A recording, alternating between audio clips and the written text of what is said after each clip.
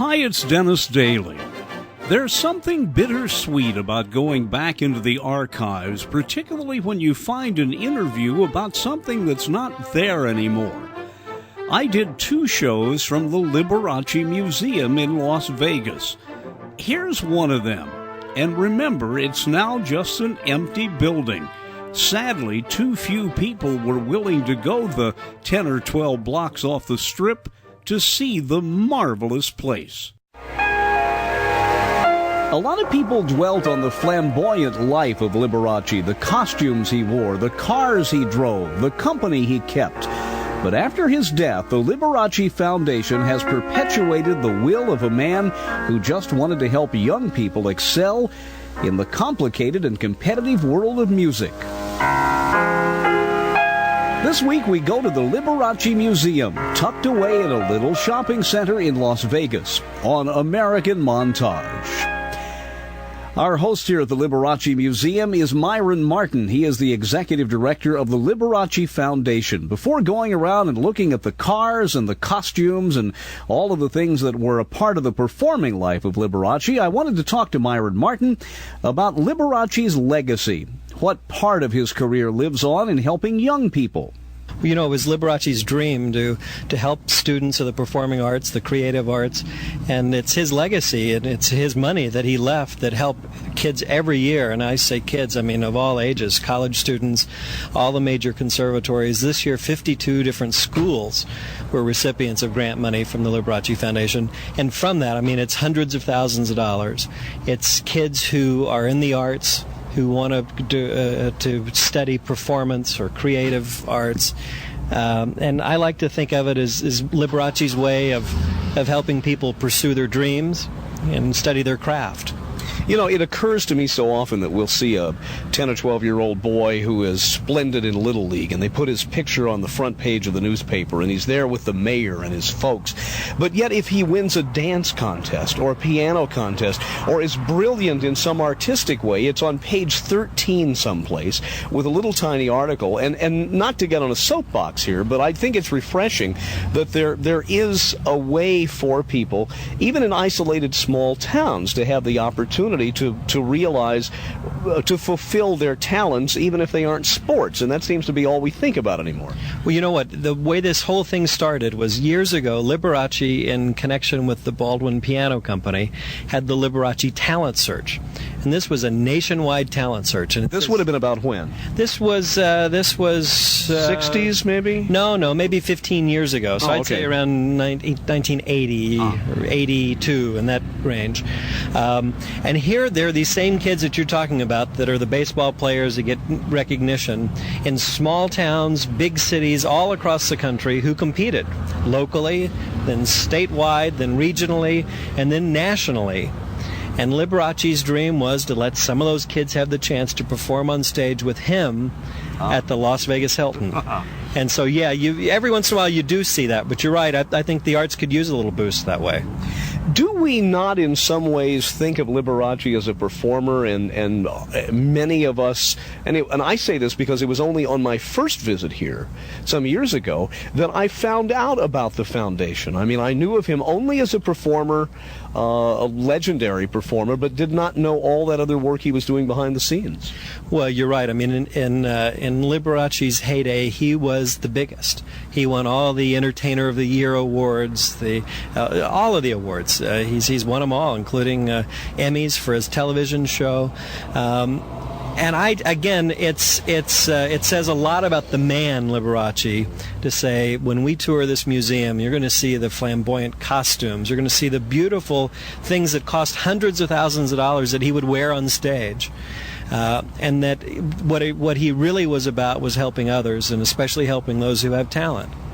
Tell you what, let's walk a little bit. This museum complex, when you come to Las Vegas, is on Tropicana. It is not in one building. It's in an L-shaped, what you might call shopping center area with 3 separate buildings. Myron, what are we going to go into first? Well, I thought we'd stop here in the costume gallery first, and this is where many of the costumes are displayed, including the furs by that world-acclaimed furrier Anna Natisse. The head of the Liberace Foundation is Myron Martin. We've been talking to him about the Foundation Liberace set up well before his death to help young people enter the entertainment world by getting the type of musical training they need. I mentioned to Myron Martin that all of that started back before a time when the great Liberace was wearing flamboyant costumes, and that there had to have been a simpler time in his life. How did that all start? I mean, there had to be a time when he was more simple in his performance. I remember a great story, it may be apocryphal, about him, I think, playing at Catalina, and on a night only one family showed up, and the guy who owned the cafe said, well, you don't really have to perform, and he went ahead, and the fellow ended up to be a television executive and not quite discovered him that way. I don't know whether that's a true story or not. Have you ever heard that before? I've never heard that one. I can tell you the way the costume started, though. Okay. One night he was to play with the Los Angeles Philharmonic at the Hollywood Bowl, and he said, I don't want to go on stage with a black tuxedo just like everyone else, just like all 52 orchestra members are going to be wearing. So he said to his manager, Seymour Heller, he said, I want to wear white. I want to wear a white tuxedo for this performance. Well, it was unheard of back then. And in fact, the L.A. Phil apparently didn't like the idea that he was going to wear this white suit. So he went on, performed in the white tuxedo. Great success that night. I mean, he played. And you could see him from the back row. And that was the thing, in the Hollywood Bowl, if you're sitting way up top. You're almost in Oxnard. Exactly. You're way up there in Northern California at that point. Well, he was seen, and he was noticed. And apparently after the concert, one of the reporters said, so, how are you going to top this? Aha. And he looked around and he noticed a friend wearing gold lame, a lady wearing a gold lame dress. And he said, well, the next time I perform here, I'll be wearing a gold lame jacket. And in fact, when we walk inside the wardrobe gallery here, you're going to see that very jacket from the 1952. What generally is the demographic of the people who come here? I would tend to think by the era in which he was the most popular, it's going to be people in their middle age and somewhat later. But you get young people, you get kids here. I mean, this is my second visit here. Even if you did not know who Liberace was, this room is absolutely fascinating. Yeah, you're right. I mean, his fans reach across age groups. So many people have said to me, friends of mine and of all ages, they said, I didn't know if I wanted to go see his show in Las Vegas, but I went, and I couldn't wait to go back and see it again because he was that huge and spectacular a performer.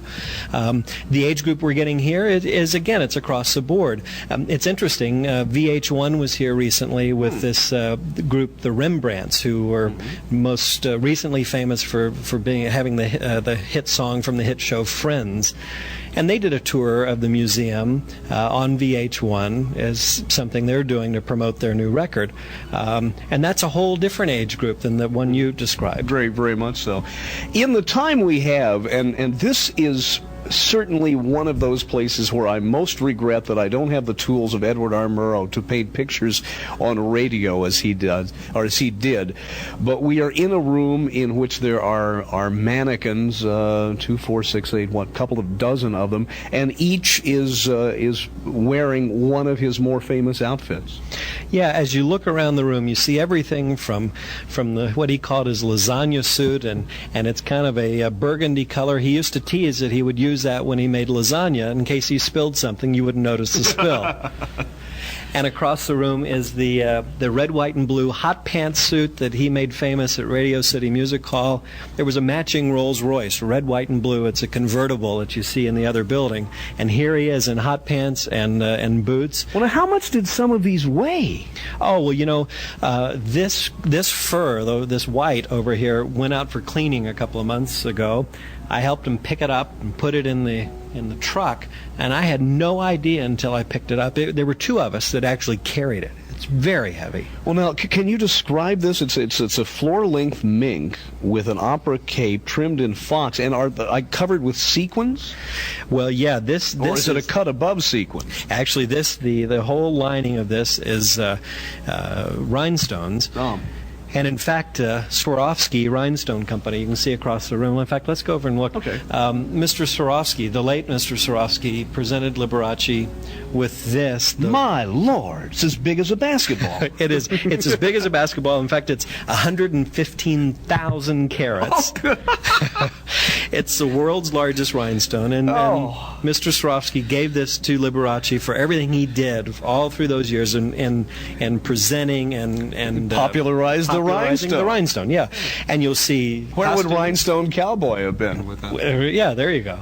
Well, now this in the middle, there's a beautiful piano I want to ask about, and of course we haven't gotten to the real piano area yet. But this is a gold jacket that, if you had not seen the others, you would say is fairly spectacular, but this darn thing almost looks plain compared to the others. Yeah, well, this is the jacket I told you about from 1956, and this was the first time he went on stage wearing something other than black or white. Through the TV shows and all, he looked, fairly conservative, if you look back at the old black and white shows. So out of everything here, in many ways, this is the most special, because this gold lame jacket with the rhinestone L on the chest is how it all started. I would be remiss in my tour of the Liberace Museum if I didn't ask the executive director of the Liberace Foundation, Myron Martin, about the evolution of the use of the candelabra as part of Liberace's image. Well, he again was always looking for that kind of icon, that way to set himself apart from every other pianist. As if his playing weren't enough. Well, that's right. As if his playing weren't enough, as if later on his costumes weren't enough. The candelabra he saw once in a movie, and he thought, well, isn't that a great look? And he said, no one does that. And so he went on to have his own candelabra made, and it really became symbolic of Liberace. If you saw a Baldwin concert grand piano set on stage with a candelabra, you knew who was going to play there. It was Liberace. Just as I mentioned that I was unaware of his philanthropic work until my first time here, I also think that there is still a huge percentage of people who do not know what an incredible musician and tactician he was as far as piano.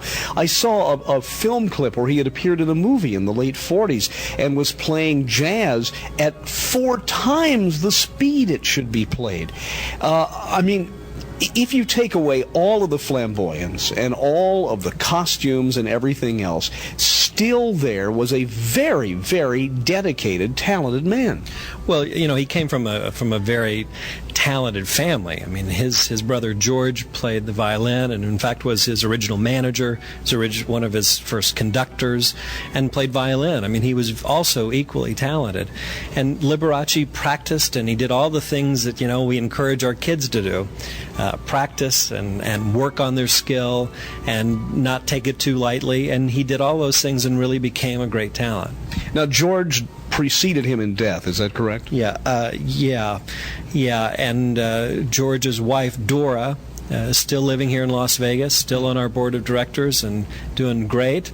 In fact, she was featured recently in an A&E biography on Liberace, where she got to talk about not only Lee, as Liberace's friends called him, but her husband, George.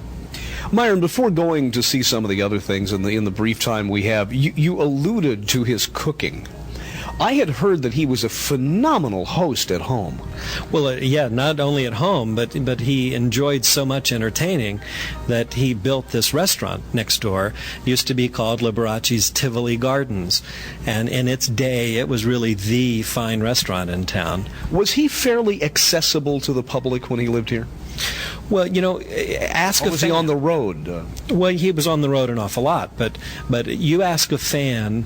I would say find a fan who said that Liberace was rude to them, and you'd have a hard time finding them. He was one of those people who understood that the fans were why he was there. And he went out of his way, and I know from experience that he went out of his way to make people feel comfortable. Yeah, the story goes, I'm looking at the jewelry, the rings and that huge collection. He used to, when he would perform, he would go out in the front and he would go out in the audience and he'd say, you know, look at my rings, you can look at all this stuff. He said, face it, you guys paid for them. Yeah, you get the impression, or got the impression in seeing him perform, that he was able to rise above the caricature. I mean, there was hardly anyone on TV, the Ed Sullivan Show, whoever, who didn't try to imitate him and play off that flamboyant aspect, but yet he was not a caricature of himself. He knew when to laugh about it and when to be serious. Well, I mean, he was the first to laugh at himself. I mean, he knew that he had this great talent, but he also knew that he had something unique. And he was always the first to kind of laugh at himself. Myron, I would think you must have phenomenal security in here. Yes, we do. Yeah, you see cameras everywhere, and you see security people, and you see alarms and bars, and we're proud of the collection. It's all one-of-a-kind stuff. It can't be replaced. By the way, on the way over, one of the things I noticed in the office as I came in, the great collection of photos of his family. This is, I presume, just ironically, as we're walking past, I didn't see it on the way in, must be his mother. It is his mother. He was very fond of his mother. He loved her very much, and it was a sad day, a especially sad day for him when she died. Strong Catholic family? Yeah. That's a great oil painting over there. Where did Liberace grow up? On the way to the other building here, why don't you, for those of us who didn't see that A&E biography, give us a little bit of the biographical history of what was it, Walter Liberace? Yeah, actually, Walter in English, Władzu, the Polish name, which is what he was given as a child. His middle name was from Rudolph Valentino. His middle name is Valentino. So needless to say, Valentine's Day was especially a cheery one for him. He loved to entertain that time of year. By the way, just as an aside, there is something for those of us who do not live in the desert about Vegas that is so amazing that I'm sure it rains here occasionally, but how, I don't know, I just, maybe I shouldn't get off on this tangent. We're walking across a large parking lot here. How wonderfully warm it is, but not humid. It's that whole thing. Boy, it's hot, but you don't know it. Well, you know, I moved here from New York City 6 months ago. And in the heat of the summer, when it was 112 degrees, you knew it was hot outside. Oh, and you've been to D.C. in the summer where I live. Well, yeah, but in D.C. you get the humidity, so yeah, it's right. a lot different feeling. Yeah, you're right. This dry heat isn't nearly as bad. You see, you go to these all the resort properties around Las Vegas, and you see the thousands of people sitting around the pools and having a great time. Well, I interrupted your story. Grew up Polish family where? In a town called West Allis. It's a suburb of Milwaukee. In that great tradition, boy, I tell you, between the Poles and the Germans in Chicago and Milwaukee and that whole area, I think they have more festivals than they do in Europe. Well, yeah, you're right. And you know, they still celebrate their favored son, Liberace. In fact, the Polish-American group recently held one of their big functions, their big annual meetings here in Las Vegas, and this obviously was a big part of their stop.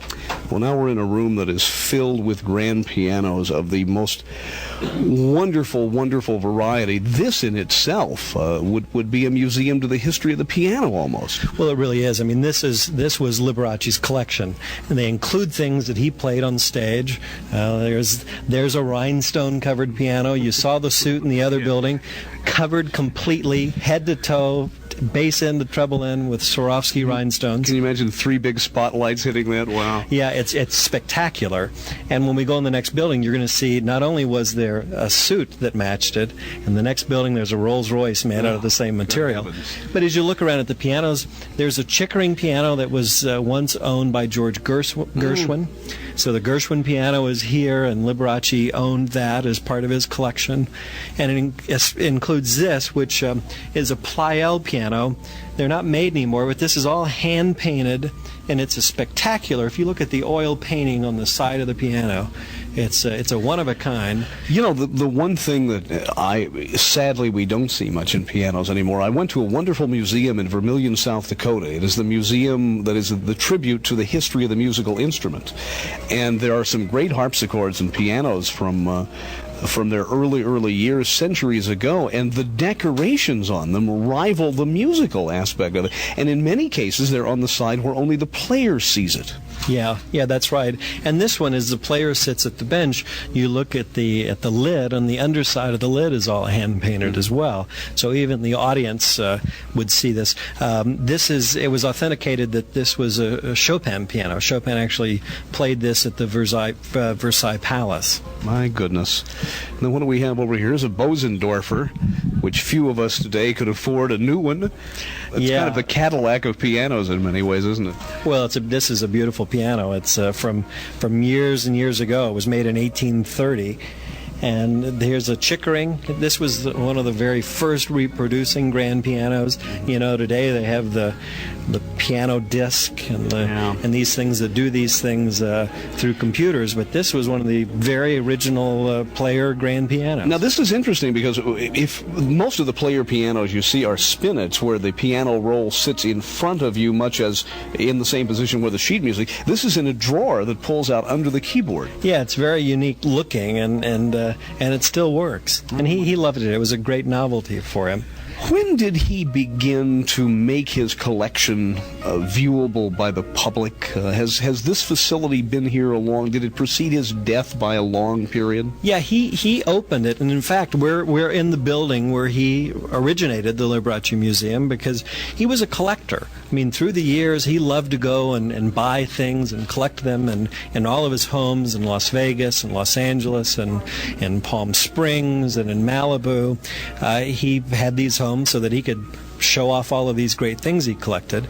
And he got to a point where he did want to show these things off to the public, let them enjoy them, and in the meantime help him start this foundation so kids again can study their craft. Well, let's tie the two together then. The admission fees paid here then go directly to the foundation? Yeah, the admission fees, which at the highest are $650 for adults, go directly to the Liberace Foundation. All the profits then go towards these scholarships.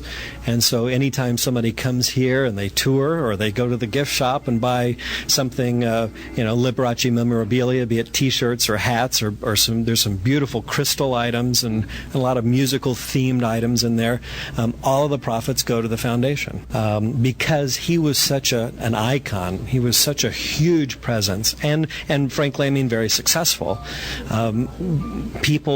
We've never asked people for help. We've never asked people to help make contributions so that we can continue this work of sending kids to school. But you hit on something that's very important, and that's that if we're going to continue this legacy that he started, there's going to come a time where we would not only ask for help, but we could use it. So that could be private funds, people sending in a check to the Liberace Foundation for $10 helps. It may be corporate or foundation type assistance.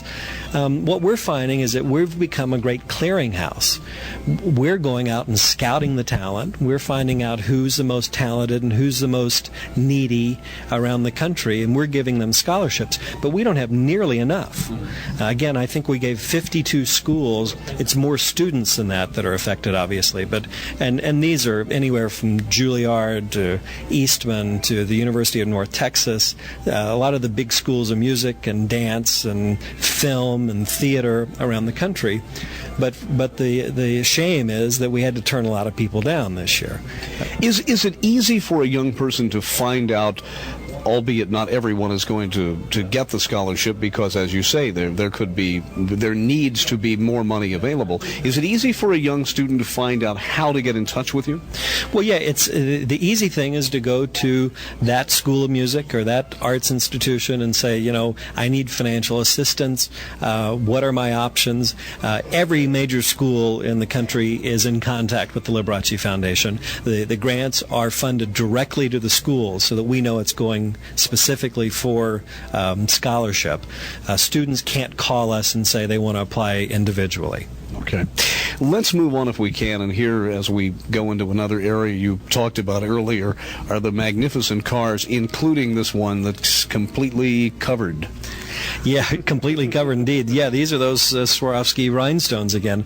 And look at this thing. I mean, this is... It's hard to look at under normal light here. Yeah. I mean, it really is spectacular. And you get the lights showing down. This was featured in one of the TV specials where he drove out on stage at the Las Vegas Hilton in this. Can you imagine how you wouldn't, but getting this dinged in a parking lot and calling your insurance agent? Do you have any idea what the value of this car is? You know, everything does have appraised values. Some of the things we have posted, some we haven't. This one, for one reason or another, isn't posted. But, you know, how can you put a value? No, I mean, I hate to use the phrase, this is so unique. I'm sure that's probably grammatically incorrect. But you just stand and you look at this car with the manifolds coming out of the side, the covering of the rhinestones. It's just so... You could not really, and I feel deficient in even trying to begin to describe it. All I can give is my reaction to it. It is just a magnificent automobile. Well, it's thousands and thousands and thousands of rhinestones that are all adhered. There was a guy, believe it or not, the man who did the work on this car and on the matching piano and some of the other kind of special pianos, including one we'll see down the road there, which is a Rolls Royce covered in mirrors. The man who did it, believe it or not, is named John Hancock. And he's an artisan here in Las Vegas who does his work by hand, and you know, it produces something you can't get anywhere else. Now here's the red, white, and blue Rolls Royce, and you were talking about the hot pants suit. The Radio City was the venue for that performance. Yeah, actually, originally in Las Vegas in 1976. For the bicentennial, and then he went on to Radio City. You know, he broke all attendance records, all-time attendance records at Radio City Music Hall. And when you think about that, you know, days upon days upon days of performances all sold out, it gives you some idea how huge he was. Let's go back again biographically to look at when all that career started. I mentioned that I had seen a film on American Movie Classics in which he was playing a small part just as a pianist. When did he first cease being just a regional phenomenon and really start getting national attention? Well, again, we talked about the days of the L.A. Phil and the white jacket and then the gold lame jacket. That's all late 40s, early 50s. And his TV special, or his TV series, which was on every week, really is what launched him into the households. And he became, household name. He became the heartthrob of all the ladies around the country. He certainly came along for his own sake at a right time when TV was first getting to be national, and people were finally out in the hinterlands getting their first television station out there. His career really grew up with the initial spread on television. Oh, absolutely, and he was very unique in his TV. I mean, for instance, back then, if you were a television artist and you performed on television, you were told not to look at the camera. You were to look at the audience, and the camera would catch you. He was the first to really look into the camera as if he was talking to you at home, and in his TV special, he always winked. So there was a hit song way back then. I can't remember who the artist was, a female singer called When Liberace Winks at Me, and how all these women, had crushes on Liberace. But to them, it was one-on-one. Of course. It was very intimate, the way that he came through the television set. And today, I mean, if you go back and look at the black and white television shows, it's a great way that he entertained. All right. Myron, as we turn around from the cars, there's a semicircular wall here with some incredible photos. I see one of him, very young Liberace, one of himself with his brother George. There's an autographed photo from Lawrence Welk, another entertainer from the northern part of the Midwest. Here he is in a parade in Lubbock, Texas, in a open-top convertible with a candelabra on the hood. There's just Bill Cosby here, a picture of him with former presidents. This itself is worth the price of admission. Yeah, you know, people don't take enough time to see all these photos. Here's my favorite right here.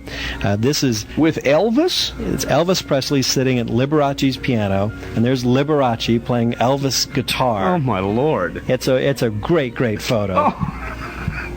Let me drink this in a little bit. I didn't realize the irony when I first saw this, and it's from good old Colonel Parker.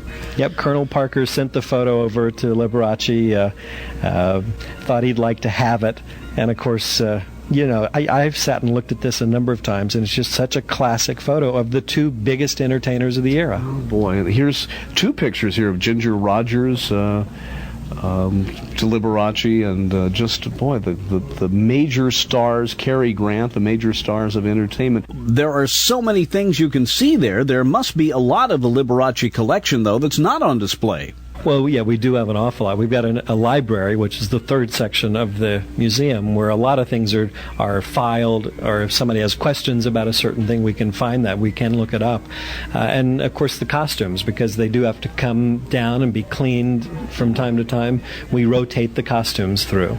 Much as the Smithsonian does in Washington. You can go there 2 years from now and you'll see the same basic exhibits, but there's a lot of new things. Yeah, so if someone's been here some years ago, they should come back because they'll see some new costumes. Here's one of the signs that talk about some of the schools that are recipients of the Liberace Foundation. And he when it started, he had 7 schools that got money. He said the idea of helping young musicians made building the museum and setting up the exhibitions all worthwhile. He said within a year we were able to grant our first scholarships to 7 universities, and that's what Liberace said. And again, we're at 52 schools. We're at hundreds of thousands of dollars every year now of money that we give out to the schools. And here's a list of some who got money last year, and you can see it's from coast to coast, everything from Cal State University in Sacramento, which, by the way, is where they have the George Liberace Quintet in his honor, and it's really one of the great quintets at the university level around the country. Brevard Music Center, Dixie College, a small college in St. George, Utah. Anywhere you look, from coast to coast, there are people in Montana, Virginia, Maryland, Ohio, Illinois, and we're real proud that it's continuing to grow, and we're happy to help people. And again, it is the proceeds from this complex that is really what is driving this. Well, it's exactly right. As people come in either on their own or in these tour buses, as you'll see, there on any given day there may be bus after bus after bus who pull up with 30 and 40 and 50 people all getting off and taking the tour. All of those people help us to continue with Liberace's dream. I just see it as a very warm legacy that he has left. Well, you know, we are living in the 90s, and people look back at Liberace and they think, you know, what did he leave us? He left us this great legacy of entertaining us for years. People remember turning on the television and seeing him, and seeing his specials, and seeing him in concert, and seeing these brilliant performances with the Rockettes and with the Dancing Waters and all of the great and amazing things he did on stage. And now they see that he's left this legacy of helping people all over the country go to school, study their craft, pursue their dreams, and that's what they're left with him. It's not about the other things. Myron Martin, I want to thank you for taking the time to show us through. As I say, as much as I love radio, there are times when I feel a little bit deficient. If there was ever a place I've been that is visual and sparkling, it is this place. I want to thank you for showing us around and for the work you're doing here. Well, thanks so much for being here. And listen, invite all your listeners. We'd love to have you come visit us here at the Liberace Museum.